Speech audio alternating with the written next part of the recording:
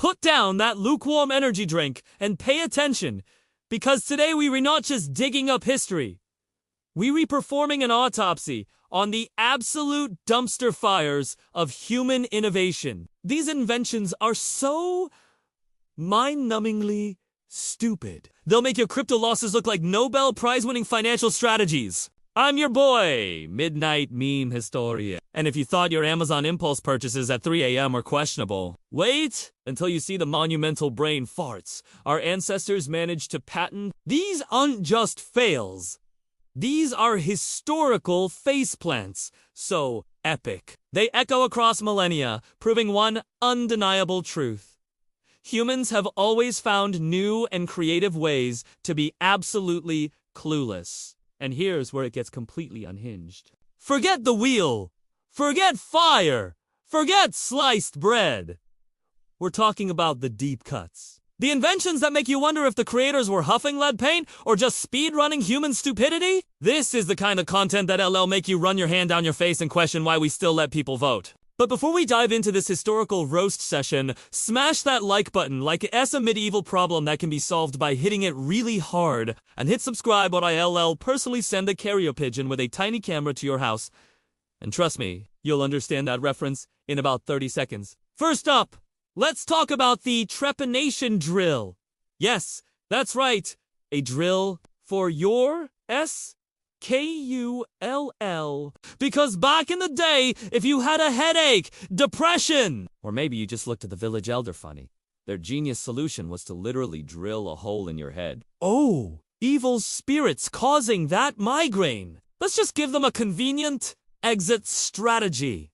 Shall we? It's like the ancient world's version of turning it off and on again, except it is your brain, and there's no warranty. These madmen did this without anesthesia. Imagine walking into a doctor's office today complaining about stress, and the doc says with a psychotic grin, "Don't worry, a little cranial ventilation will fix you right up." You'd think he'd been binge-watching Saw? The craziest part? People actually survived these DIY brain surgeries. Probably because the evil spirits were so shocked by the sheer audacity that they just packed up and left. It's like a politician's solution to everything. Completely unnecessary, deeply invasive, and somehow makes things worse. But hey, at least we're doing something. You can hear the medieval marketing pitch. Tired of existential dread? Feeling too introspective? Try our revolutionary cranial access program. Side effects may include, well, mostly death, but at least you won't be overthinking anymore. Sometimes a headache is just a headache. People, speaking of things that make your head hurt, let's pivot to the Castor oil airplane engine. Oh, you've never heard of this beauty? Lucky you! Back when planes were basically flying coffins held together by hopes and prayers, some absolute genius decided castor oil was the perfect engine lubricant. Now, for those blessed souls who've never experienced castor oil. It's basically liquid dynamite for your digestive system. A really powerful laxative. So picture this. Brave pilots soaring through the clouds, feeling the glory of flight, and then WHAM. Their engines are literally spraying explosive diarrhea out the exhaust. I'm not making this up. These early aviators were unches fighting gravity. They were dodging literal poop geysers erupting from their engines. World War I dogfights were unjust about bullets. Pilots were desperately trying to avoid getting crop-dusted by their own aircraft who greenlit this. Was it a proctologist with aviation dreams? Yes, sir. The engine's running rough. Have you tried a good cleansing flush? The air combat must have smelled like a Taco Bell bathroom after a bean burrito convention. What's dumber than a poop-powered plane? I'm about to tell you about a medieval invention that makes modern deepfakes look like documentaries.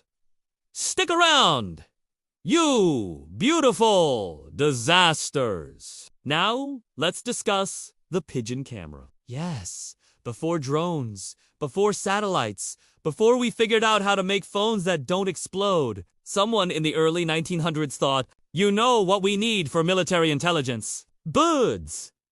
Specifically, pigeons with tiny cameras strapped to their backs. The idea was these feathered James Bonds would fly over enemy territory, snap some pics, and return with valuable intel. What they actually got were blurry photos of rooftops, extreme close-ups of pigeon feet, and probably some very confused bird selfies. It's like asking your goldfish to run your social media strategy. This is peak human logic.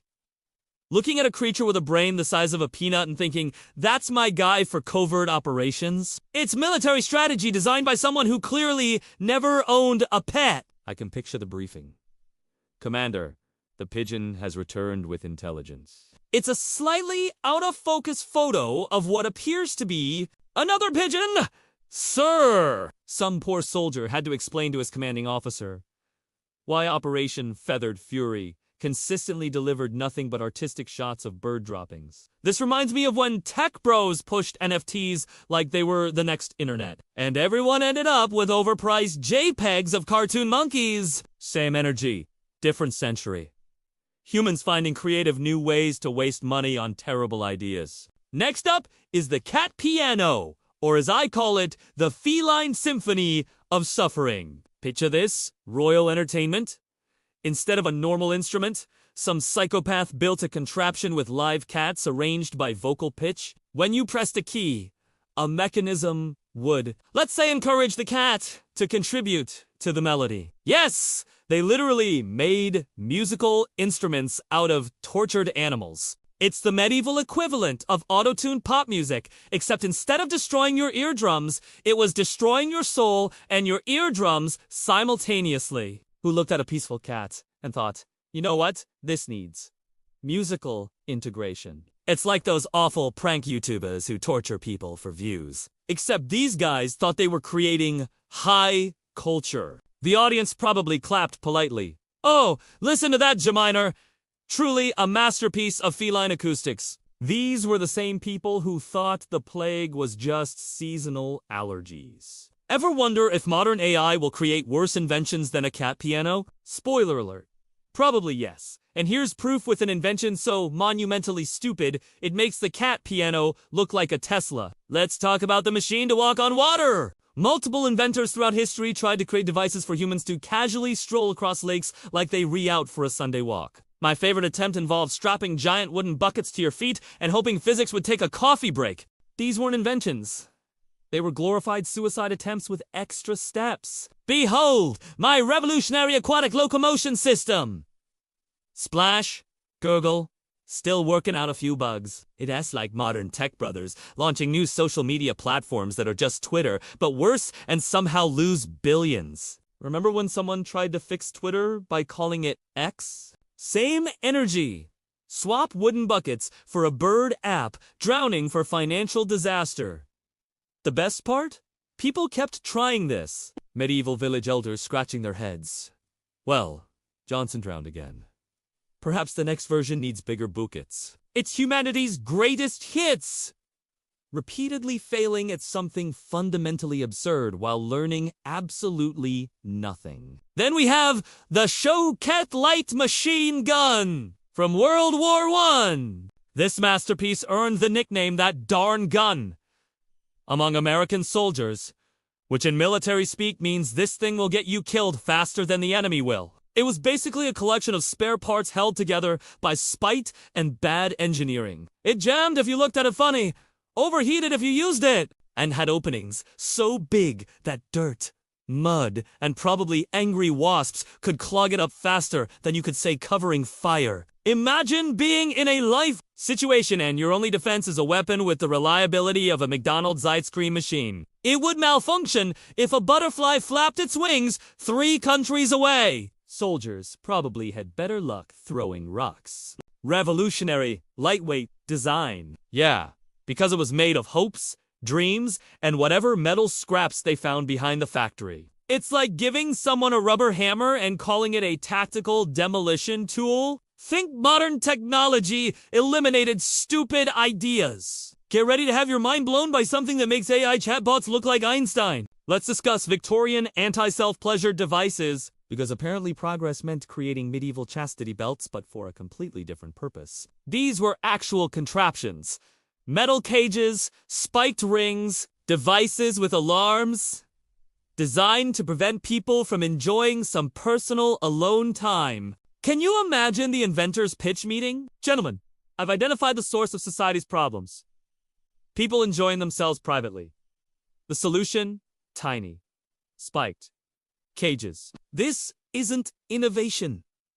It's weaponized paranoia with sharp edges. It's like the government trying to ban spicy memes because they cause moral decay. My buddy once tried digital detoxing by locking his phone in a safe and lasted exactly 10 minutes before having an existential crisis. This is that, but for your private parts, with more potential for emergency room visits. Victorian society looked at human nature and said, we can fix this with locks and intimidation. It is like wellness influencers selling detox foot pads that magically change color from your sweat. Same scam, fancier packaging, higher stakes.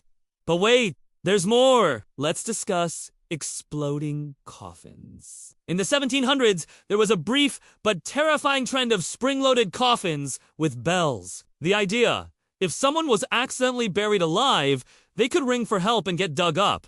The reality, decomposition gases turned these things into underground grenades. So you're trying to prevent accidental burial and instead created accidental excavation via explosion. It's like fixing a leaky faucet with dynamite. The deceased isn't so deceased after all. Let's just wait for the boom. Imagine being the poor worker on coffin duty, just chilling there waiting for a bell, and instead getting a concussive blast of human confetti. That's a bad day, even by medieval standards. It's a jack-in-the-box, combined with a landmine.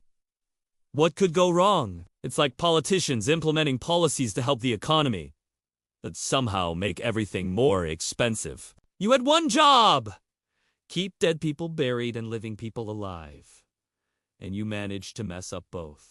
For our grand finale, the pneumatic railway. The brilliant idea of propelling trains through tunnels using air pressure. Basically a giant vacuum cleaner for human transportation. Sounds futuristic, until you realize these things were loud, inefficient, and basically glorified mechanical farts on wheels. The famous beach pneumatic transit in New York ran for exactly a few blocks before everyone realized they'd de-built the world's most expensive whoopee cushion. It's like building a Ferrari just to drive to your mailbox. This is peak over-engineering. Looking at perfectly functional wheels and tracks and thinking, nah, we can make this way more complicated and significantly worse. It's like those productivity apps that take longer to set up than they save, or smart home devices that need 5 apps and a computer science degree just to turn on a light. Who designed this?